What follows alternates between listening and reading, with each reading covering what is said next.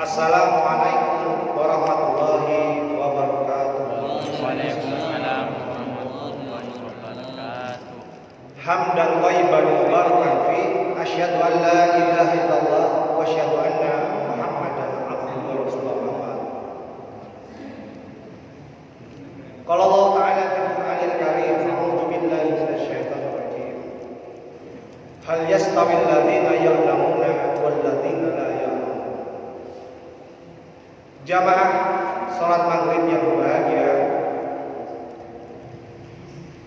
marilah kita bersama-sama memanjatkan puji syukur kehadirat Allah Subhanahu wa taala.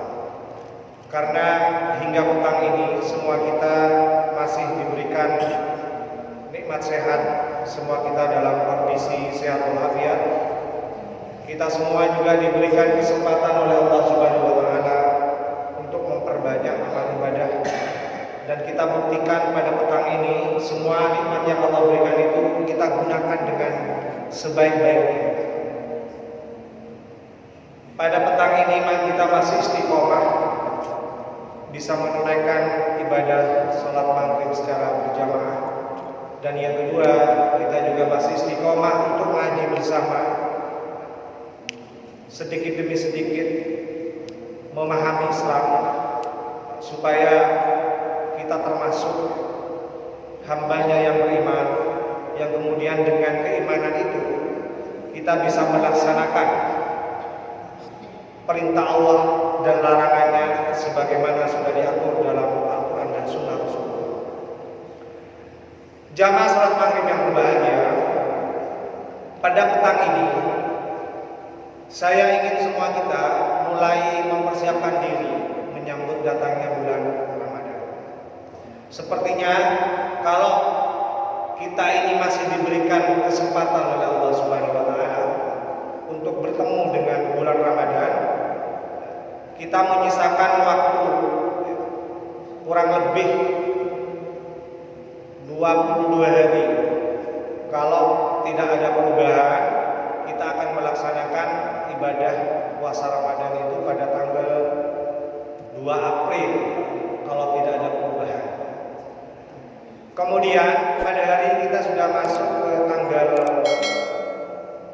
11, jadi kurang lebih dari tanggal 11 sampai tanggal 2 April kita ada waktu mempersiapkan diri itu kurang lebih 22 hari. Semoga kita tetap dalam kondisi sehat dan kita termasuk yang diberikan kesempatan oleh Allah Subhanahu wa taala untuk bertemu kembali dengan bulan Ramadan. Jamaah salat maghrib yang berbahagia, apa yang harus kita persiapkan menyambut datangnya bulan Ramadan? Saya kira ini perlu kita pertanyakan dan kita perlu siapkan mulai saat ini. Ibarat bulan Ramadan ini adalah tamu agung, tamu yang paling kita hormati. Apa yang harus kita lakukan untuk menyambut bulan Ramadan ini? Kalau misalnya kita akan kedatangan tamu agung, katakanlah tamu agung itu adalah mertua, misalnya, mertua kita. Apa yang perlu kita siapkan? Coba kalau misalnya kita mau kedatangan mertua, kira-kira apa yang harus kita siapkan? Jajan. Kalau Pak Haji bilang jajannya disiapkan. Semua yang punya. Semua yang kita miliki harus disiapkan. Yang misalnya kurang cakep karena kita mau kedatangan tamu, ya kan? Kita harus mempersiapkan diri, mulai dari diri pribadi kita. Misalnya Pak Haji somot terlalu apa? Beringus, ya kan? Dirapikan. Ya kan? Nah, kemudian yang bajunya biasa kita gunakan, kita siapkan baju yang luar biasa. Misalnya ada baju khusus yang kita siapkan untuk menyambut kedatangan mertua kita dan keluarganya. Rumahnya yang awalnya kurang rapi, kurang bersih, ya kan? kita bersihkan, ruang tamunya dibersihkan, pagarnya dicat, itu wajar. Artinya apa? Ketika kita ingin kedatangan seorang tamu dan tamu itu dianggap agung, tamu itu dianggap spesial, saya kira persiapan-persiapan itu pasti kita lakukan. Kalau dalam bahasanya Bapak tadi, semua yang kita miliki akan kita siapkan untuk menyambut kedatangan tamu itu. Kita sambut dengan penuh kesempurnaan, dengan penuh kebahagiaan, ya kan? Nah, kira-kira juga seperti itu. Kalau kita memang menganggap bulan Ramadan itu adalah bulan agung, bulan terbaik, maka kita harus juga mempersiapkan segala sesuatunya dengan baik. Segala apa yang kita miliki ya sudah saatnya kita siapkan. Di antaranya misalnya kita harus siapkan ilmunya, ya kan? Ilmu tentang apa saja yang berhubungan dengan bulan Ramadan, ya, mulai dari puasanya, kemudian amalan-amalan sunnahnya harus kita kuasai dengan baik, supaya kita maksimal melaksanakan segala bentuk ibadah di bulan Ramadan itu. Kita harus ketahui dulu ilmunya. Makanya dalam ayat yang saya bacakan tadi itu Allah bertanya kepada kita, A'udzubillahi minasyaitonirrajim, hal yastawil ladzina ya'lamuna wal ladzina la ya'lamun. Apakah sama orang yang tahu adalah orang-orang dan orang-orang yang tidak tahu? Sebenarnya pertanyaan ini pertanyaan yang semua kita pasti bisa menjawabnya. Tapi ini dipertanyakan oleh Allah, apakah sama orang yang tahu, alladzina ya'lamun, orang-orang yang tahu, walladzina la ya'lamun, dan orang-orang yang tidak tahu? Saya yakin jawaban kita semuanya sama. Pasti tidak sama. Jadi ternyata apa? Pengetahuan itu, ilmu itu sangat menentukan kualitas dari pelaksanaan sebuah kegiatan, termasuk amal ibadah kita di bulan Ramadan. Jadi kita harus tahu dulu ilmunya. Apalagi bulan Ramadan ini ya, ada ibadah khusus yang namanya ibadah puasa. Ibadah khusus, ibadah mahdhah. Ya, tata caranya khusus, waktunya khusus. Ya, semuanya harus detail kita ketahui.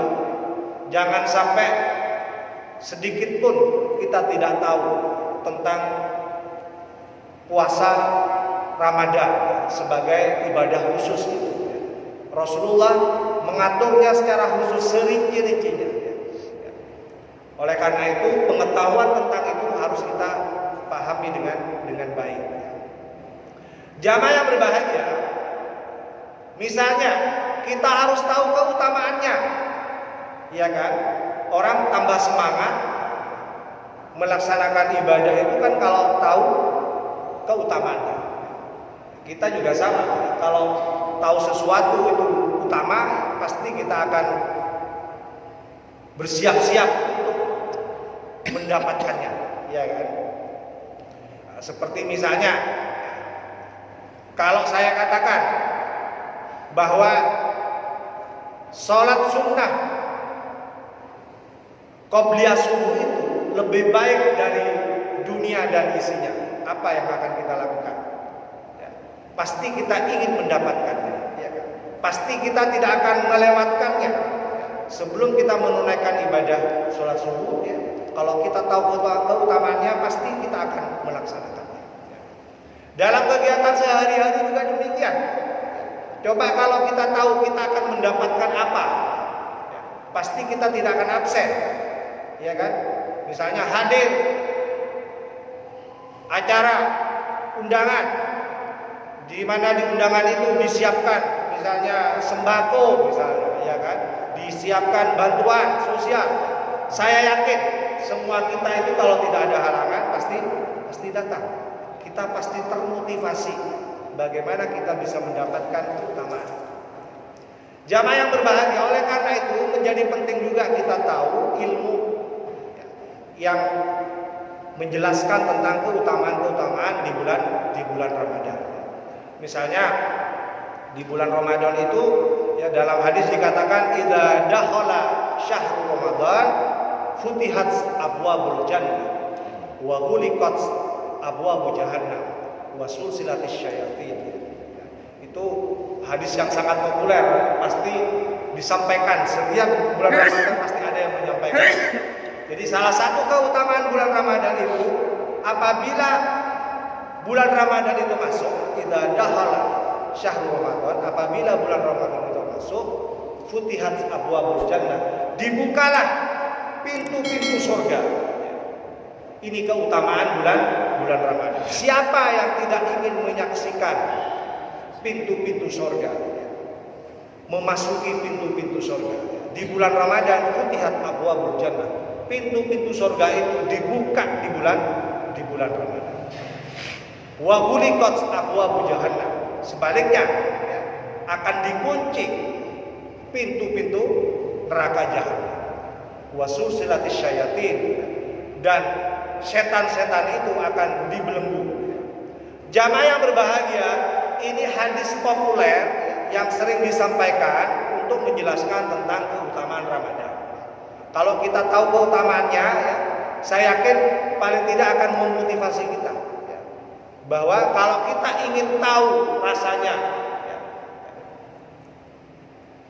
pintu surga itu dibukakan, ya, walaupun ini sifatnya imani, artinya wajib kita imani, ya, karena kita tidak akan menyaksikan seperti kita menyaksikan pintu di luar sana dibuka, ya kan? Ya. Ini bagian daripada keimanan, karena kalau keimanan itu kan tidak harus dirasa ya, secara fisik, ya kan? Jadi kalau konsep iman itu tidak selalu harus diindra, bisa dilihat dengan mata, dirasakan dengan tangan, ya kan? Dinikmati dengan indera kita, ya. Itu iman, tidak harus seperti itu. Oleh karena itu, hanya orang yang beriman saja yang akan tergugah hatinya, akan termotivasi ketika datang Ramadan. Dia akan dengan pikirannya, dengan hatinya, dia akan menyaksikan bahwa pintu-pintu surga itu akan dibukakan. Jamaah yang berbahagia, ini yang pertama hadis yang biasanya dibacakan. Misalnya lagi kita mengetahui kalau kita ini banyak dosa di masa lalu, kita selalu paham, tahu bahwa di bulan Ramadan inilah akan diampuni segala dosa-dosa kita yang lalu. Makanya dalam sebuah hadis Rasulullah menjanjikan kepada kita, ya, yang bersungguh-sungguh dan tulus berpuasa itu, man shoma ramadhana imanan wa ihtisaban ghufira lahu ma taqaddama min dzambi. Ya, kalau kita ini berpuasa dengan sebenar-benarnya, dengan tulus, ya kan, dengan penuh keimanan, ya, ghufira lahu ma taqaddama min dzambi, maka akan diampuni. Ghufira di sini pakai, kalau dalam ilmu sorof itu pakai fi'il madhi. Ghufira, diampuni, telah diampuni. Artinya apa? Pasti diampuni. Ya, tidak pakai fi'il mudhari. Kalau fi'il mudhari itu kan yang akan datang, ya kan? Ini pakai langsung apa? Ghufira lahu ma taqaddama min dzambi. Ya, telah diampuni dosa-dosa kita di masa lalu. Ya, artinya apa? Ya, janji Rasulullah ini pasti kalau kita melaksanakan puasa Ramadan dengan penuh keimanan dan keikhlasan, ya, maka pasti akan diampuni dosa-dosa kita yang lalu. Jamaah yang berbahagia, siapa yang tidak ingin diampuni dosa-dosa kita? Kalau selama 11 bulan sebelumnya kita sadar kita banyak dosa, banyak kesalahan, ya kan? Waktunya di bulan Ramadan ini, ya, kita akan minta ampunan, akan diberikan ampunan oleh Allah Subhanahu wa taala. Ini keutamaannya. Harus kita ketahui supaya kita lebih semangat menyambut bulan Ramadan. Kemudian lagi misalnya ada hadis hampir mirip dengan yang tadi, mirip dengan yang tadi, bagaimana surga itu ya, fil jannah baban, di surga itu ada pintu. Inna fil jannati baban, sesungguhnya di dalam surga itu ada pintu. Yuqalu lahu rayyan, salah satunya adalah pintu yang namanya ar-rayyan. Yadkhulu minhu shaimun, ya. Orang-orang yang berpuasa itu akan memasuki pintu rayyan itu. La yadkhulu minhu ahadun ghairuhu, dan tidak ada satupun orang lain maksudnya yang bisa masuk pintu rayyan itu kecuali mereka yang berpuasa. Ini lagi-lagi keutamaan orang-orang yang berpuasa di bulan Ramadan. Siapa yang tidak ingin masuk surga melalui pintu yang namanya ar-rayyan? Kalau kita tahu keutamaannya, maka kita harus bahagia. Kalau dalam bahasanya Bapak tadi, dengan segenap apa yang kita miliki harus kita berlomba-lomba untuk menyambut datangnya bulan Ramadan ini, supaya kita bisa memasuki surga itu melalui pintunya yang namanya ar-rayyan. Jamaah yang berbahagia, ini keutamaan bulan Ramadan. Kita harus tahu ini. Kenapa Ustaz? Ya, supaya kita lebih semangat untuk menyambut Ramadan dan melaksanakan berbagai amal ibadah di bulan Ramadan. Kemudian yang kedua, kita harus tahu hukum-hukumnya. Hukumnya yang misalnya yang sunnah apa saja. Misalnya yang kita tahu, yang kita pahami, yang sunnahnya apa? Misalnya melaksanakan sahur itu sunnah. Jadi walaupun Bapak Ibu sekalian merasa apa saya walaupun tidak sahur tetap kuat berpuasa gitu kan, ya, karena sudah terbiasa gitu kan. Tapi sekali lagi, ya, sunnah di bulan Ramadan salah satunya adalah melaksanakan ibadah sahur. Jadi walaupun kita ini merasa kuat mampu berpuasa tanpa sahur, tapi jangan lupa di sana ada hukum sunnah. Salah satunya adalah melaksanakan ibadah sahur. Ini perlu kita tahu supaya kita terbiasa nanti melaksanakan amal-amalan sunnah di bulan puasa. Yang tidak boleh, yang dilarang, yang hukumnya haram harus kita tahu. Misalnya yang paling terkenal apa Pak Haji? Yang dilarang kita melaksanakan di bulan Ramadan. Gak sering bini, gak sering Rokok siang. Gimana? Gak sering bini. Langsung nyambung, nggak langsung paham ya.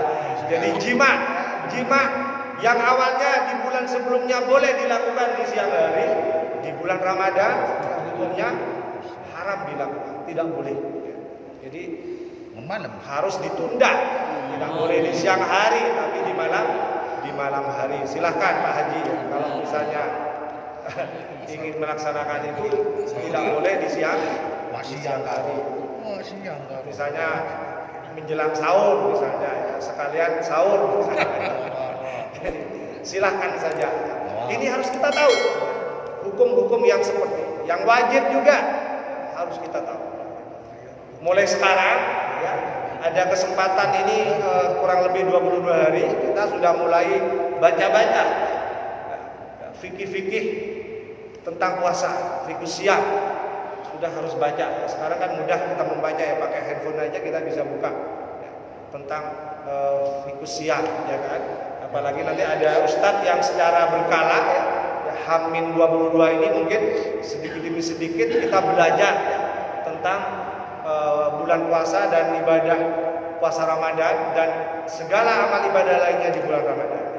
Nah, kita kupas satu persatu supaya kita benar-benar mantap ilmunya sehingga kita lebih maksimal menjalankan ibadah di bulan Ramadan. Kemudian misalnya hal-hal lain yang sering terjadi yang kita hadapi di bulan Ramadan ya, kita perlu juga tahu. Misalnya yang sering muncul tuh kalau ada acara-acara kajian fikih puasa itu, misalnya ada pertanyaan gimana hukumnya sikat gigi misalnya, ya kan, itu kan sering ya, artinya sering kita hadapi ya. Jadi kalau misalnya di bulan Ramadan, ya kan, kita mau mandi siang-siang, ya kan, boleh tidak kita sikat gigi supaya agak segar sedikit, misalnya, ya kan? Kan ada pikiran itu, ya kan? Nah, itu sering muncul pertanyaan-pertanyaan itu kalau misalnya ada kajian fikih siang, fikih puasa jelang Ramadan. Kita harus tahu. Atau misalnya nanti yang kemungkinan terjadi juga tentang hukum injeksi, ya kan? Karena kita ini mungkin masih ada yang ingin apa itu booster ya, vaksin booster ya. Nah, boleh tidak kita apa namanya suntik vaksin booster? Gimana hukumnya itu? Ini kan masih dalam suasana bulan Ramadan, ya kan? Nah, yang begini-begini harus kita paham ya, supaya nanti kita tidak ragu untuk menentukan. Jamaah yang berbahagia, ini persiapan yang pertama. Kita harus kuasai ilmunya dulu, ya, supaya kita maksimal melaksanakan berbagai amal ibadah di bulan Ramadan. Kemudian yang kedua, persiapan yang kedua, kita juga perlu mempersiapkan fisiknya. Ya. Karena bulan Ramadan ini juga ada banyak puasa fisik. Puasa fisik, puasa itu puasa fisik. Itu puasa fisik. Makanya definisi puasa ya, kalau kita baca dalam kitab fikih itu di sana disebutkan puasa itu adalah al-imsaku 'anil ta'ami wasyarabi wal jima' minat tulu'i syamsi ila ghurubi syamsi. Jadi yang dimaksud dengan puasa itu al-imsaku 'anil ta'am. Menahan diri dari makan, 'anil ta'am wasyarab dan makan, wal jima' dan jima' minat tulu'i syamsi mulai dari terbit matahari ila ghurubi syamsi sampai terbenam matahari. Jadi dari segi pengertiannya saja puasa itu sebenarnya adalah puasa ibadah fisik. Oleh karena itu fisik kita perlu kita siapkan juga. Misalnya ya, kita sudah mulai persiapan latihan berpuasa. Bapak Ibu yang sudah terbiasa berpuasa Senin Kamis, ya kan? Saya kira akan lebih siap menghadapi puasa Ramadan selama 1 bulan. Kenapa, Ustaz? Karena fisiknya sudah terlatih. Setiap Senin dan Kamis dia sudah terlatih melaksanakan puasa. Belum lagi puasa-puasa yang lain, ya kan? Nah, itu sudah ada persiapan itu. Nah, mungkin yang belum terbiasa, mungkin mulai sekarang sudah dicoba latihan minimal Senin Kamisnya dulu, supaya nanti tidak kaget. Jadi ketika hari pertama kita berpuasa, coba lihat. Kalau pengen tahu bahwa puasa ini benar-benar menguji fisik kita, lihat di hari pertama. Lihat di hari pertama, terutama mereka yang tidak terbiasa berpuasa, ya, pasti merasakan fisiknya lemes gitu ya. Yang biasanya rajin bekerja, banyak di antara teman-teman kita itu, wah untuk puasa pertama ini saya libur dulu gitu kan. Libur dulu. Artinya apa? Ya, kurang persiapan ya kan. Jadi untuk puasa pertama sampai mencutikan dirinya, cuti dulu saya enggak bekerja. Bahkan saya yakin nanti di beberapa instansi termasuk di kampus saya itu jadwal kerjanya jamnya mesti dikurangi. Yang awalnya dari jam 8 sampai setengah 4 ya. Itu nanti mesti dikurangi, bisa dari jam 9 ya, sampai jam 2. Itu apa? Itu dalam rangka untuk memperkuat fisik kita. Artinya apa? Fisik kita itu diberikan kesempatan ya, untuk bisa melaksanakan ibadah puasa sebagai ibadah fisik. Jamaah yang berbahagia, tarawih itu juga ibadah fisik ya, kalau kita misalnya sadar itu, apalagi yang ngambil rakaat sampai berapa? 1 juz. 23 itu ibadah fisik ya. Apalagi sampai misalnya, mohon maaf ya, bacaan ayatnya misalnya satu halaman. Coba Anda bisa bayangkan. 23 rakaat dan kemudian ayat yang dibaca adalah ayat yang lumayan panjang. Itu kan butuh kesiapan fisik, ya kan? Makanya Kalau mau lihat rajinnya orang tarawih itu di awal-awal puasa, mereka rajin sekali. Saya yakin bisa penuh, bahkan bisa keluar masjid. Saya dulu ketika di kampus begitu juga ya. Teman-teman yang biasanya ya, jarang sholat menjadi mendadak rajin sholat gitu. Pacar-pacarnya diajak, tapi mereka sholatnya di belakang situ biasanya ya. Jadi itu bukti bahwa semangat Ramadan, semangat berjamaah itu ternyata betul-betul terbangun baik. Sampai mereka yang jarang sholat jamaah hampir dipastikan, lihat di awal-awal Ramadan mereka pasti rajin berjamaah. Jamaah yang berbahagia, tapi sekali lagi siapkan fisik kita. Itu yang kedua. Jadi kita siapkan fisik kita. Kemudian yang ketiga, yang pasti juga harus kita siapkan batin kita. Batin kita juga harus kita siapkan karena puasa Ramadan ini juga mengharuskan kita berlatih kesabaran, berlatih untuk belajar ikhlas, ya kan? Itu kan hubungannya dengan batin, ya kan? Tidak hanya fisiknya yang kuat, ya kan? Tetapi batinnya juga harus kuat. Dalam arti batinnya berlatih untuk ikhlas, berlatih untuk sabar, ya kan? Itu juga penting untuk kita siapkan. Makanya dalam sebuah hadis misalnya Rasulullah itu mengingatkan, kam min shaimin laisa lahu min siyamihi ilal ju' wal atos, ya kan? Ada berapa banyak orang yang berpuasa itu, ya kan, dia tidak mendapatkan pahala puasanya ya ilal ju' kecuali lapar, wal atos dan dahaga saja, haus, ya kan? Artinya apa? Puasa itu bukan hanya masalah fisik. Mungkin kalau fisik kita mampu melaksanakan sehari penuh, tidak makan, tidak minum, tidak jima, ya kan? Ya, tapi sekali lagi kita juga harus berpuasa, pikiran kita berpuasa, hati kita berpuasa supaya sabar, supaya ikhlas, ya kan? Amalan kita juga harus baik, ya kan? Benar-benar mencerminkan pribadi kita yang beriman, ya, yang menunaikan ibadah puasa itu. Jamaah yang berbahagia, jadi sekali lagi itu. Makanya dalam sebuah hadis qudsi misalnya Allah itu pernah mengatakan ya, kullu amal ibni Adam lahu. Setiap amal anak Adam itu lahu untuk dia. Illa siyam, kecuali puasa. Fa innahu li, karena sesungguhnya puasa itu li untukku kata Allah. Wa ana ajzi bihi, dan aku akan memberikan ganjaran. Jamaah yang berbahagia artinya apa?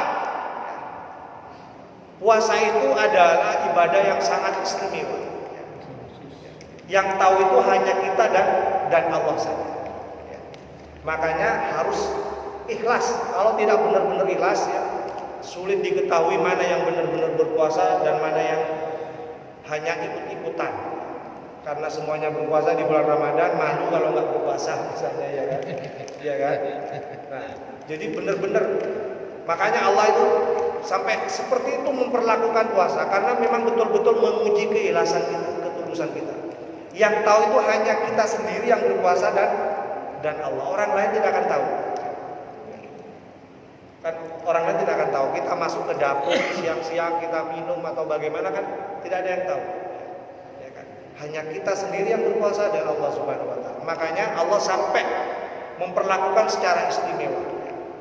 Dalam hadis qudsi itu sampai diberikan gambaran ya. Kalau amalan anak Adam yang lain itu untuk dirinya sendiri.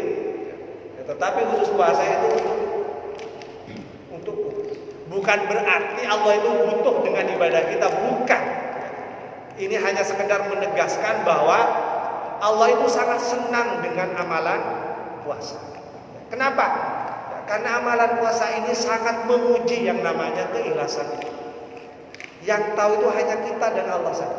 Yang benar-benar berpuasa, yang tahu hanya kita dan Allah saja. Ya, makanya Allah itu memperlakukan khusus. Ya, ini puasa untukku. Jamaah yang berbahagia, ini yang kedua. Jadi perlu yang ketiga, perlu persiapan batin. Jadi lahir dan batin. Kemudian yang terakhir, ya, kita juga perlu mempersiapkan diri karena bulan puasa ini adalah kesempatan kita juga bermuamalah dengan orang lain ya, dengan penuh kebajikan ya kan. Diuji bagaimana kita bisa merasakan apa yang dirasakan oleh orang lain ya. Supaya kita tahu rasanya saudara-saudara kita ya, ya. Kita melaksanakan puasa karena ketika melaksanakan puasa itulah semua kita itu sama. Yang kaya yang punya banyak makanan, yang penuh di kulkasnya dengan makanan tidak boleh dimakan, semuanya wajib berpuasa. Jadi kita ini seolah-olah dilatih supaya kita bisa merasakan apa yang dirasakan oleh orang lain, terutama mereka yang tidak berkecukupan, makan saja pas-pasan, ya kan? Kadang-kadang makannya di jamak, tidak 3 kali sehari, ya kan? Ya karena dia tidak punya kemampuan sama seperti kita, ya kan? Nah, di situ kita akan diuji bagaimana rasanya kita membangun empati sosial untuk merasakan apa yang dirasakan oleh orang lain. Makanya di sana ada sunnah-sunnah, misalnya kita untuk rajin bersedekah, ya kan, berbagi dengan yang lain, ya kan. Nah, itu sebenarnya latihan bagaimana kita bermuamalah dengan orang lain. Membangun empati sosial, bisa merasakan apa yang dirasakan oleh orang lain. Jamaah yang berbahagia, ini mungkin 4 hal yang menurut saya penting untuk kita siapkan menyambut bulan Ramadan. Walaupun masih lama, kurang lebih 22 hari, tapi sekali lagi ya, ini kesempatan kita untuk mempersiapkan segala sesuatunya. Paling tidak 4 itu yang perlu kita siapkan. Jadi yang pertama kita siapkan ilmunya. Saya berharap Ustadz nanti di sini ya, ada Ustadz yang mulai membahas tentang fikih siam, fikih puasa. Ya. Paling tidak kita sebagian besarnya tahu amal-amal di bulan Ramadan apa saja, ya, sehingga kita mudah melaksanakannya. Karena min syuruti qabulil amal, salah satu syarat diterimanya amal itu adalah salah satunya adalah ilmu, ya. Harus dengan ilmu.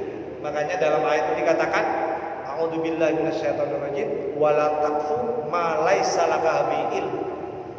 Janganlah kamu mengikuti sebuah pendapat, sebuah amalan ya, yang kamu tidak tahu ilmunya. Ya. Kenapa? Inna sam'a, sesungguhnya pendengaran kita, wal basara, dan penglihatan kita, wal fuada, dan hati kita, kullu ulaika kana anhu mas'ula, semuanya akan dimintai pertanggungjawaban. Makanya segala ilmu yang kita pahami tentang ibadah di bulan Ramadan itu berbasis ilmu. Kita tahu ilmunya kemudian kita laksanakan. Sebagai bentuk pertanggungjawaban kita kepada Allah Subhanahu wa taala supaya amal kita diterima. Apalagi bulan Ramadan ini ada satu ibadah yang kita sebut dengan ibadah khassah, ibadah khusus yang kita sebut adalah puasa Ramadan itu ibadah khusus. Pengetahuannya juga khusus. Diatur secara detail, mulai dari niatnya, ya kan, waktunya, kapan kita mulai, kapan kita mengakhiri, ya kan, itu semuanya diatur. Kita harus tahu ini. Jamaah yang berbahagia itu yang pertama. Kemudian yang kedua, sebelum ditutup yang kedua, kita harus siapkan fisiknya. Ya, semoga kita semua dalam kondisi sehat walafiat. Alhamdulillah tadi ada informasi ya. Fatwa MUI yang terbaru sudah membolehkan kita ya untuk beribadah di masjid ini secara normal di bulan Ramadan. Jadi sudah tidak perlu lagi kita menjaga jarak, ya kan? Kita sudah seperti biasanya normal, rapatkan shaf, ya kan? Artinya apa? Artinya MUI itu sudah paham bahwa kondisinya sudah memungkinkan untuk dilaksanakan ibadah Ramadan itu dalam suasana yang normal, tidak lagi seperti tahun sebelumnya. Tahun sebelumnya harus pakai masker, harus jaga jarak dan sebagainya. Jamaah yang berbahagia, ini penting kita sampaikan ya, supaya tidak lagi di luar itu ada keluhan, ya kan? Ada keluhan, ada keraguan. Nah, masa kita nanti berbulan Ramadan itu dalam suasana seperti yang sebelumnya, ya kan? Nah, ini ada kabar gembira. Betapa MUI sudah memberikan lampu hijau melalui fatwanya. Kita akan melaksanakan berbagai ibadah Ramadan itu secara normal. Jadi kita bisa memakmurkan masjid ini dengan sebenar-benarnya memakmurkan. Kita bisa berjamaah dalam banyak hal. Berjamaah tarawihnya, berjamaah 5 waktunya, ya kan? Bahkan bisa berjamaah bukanya, takjilnya, ya kan? Dan bisa berjamaah yang lain. Jadi kita normal. Batinnya juga disiapkan, kemudian sosialnya juga kita siapkan. Saya kira ini yang bisa saya sampaikan. Semoga bermanfaat. Diingat-ingat ada 4 hal itu yang harus kita siapkan supaya kita di tahun ini bisa menyambut bulan Ramadan ini dengan penuh kebahagiaan.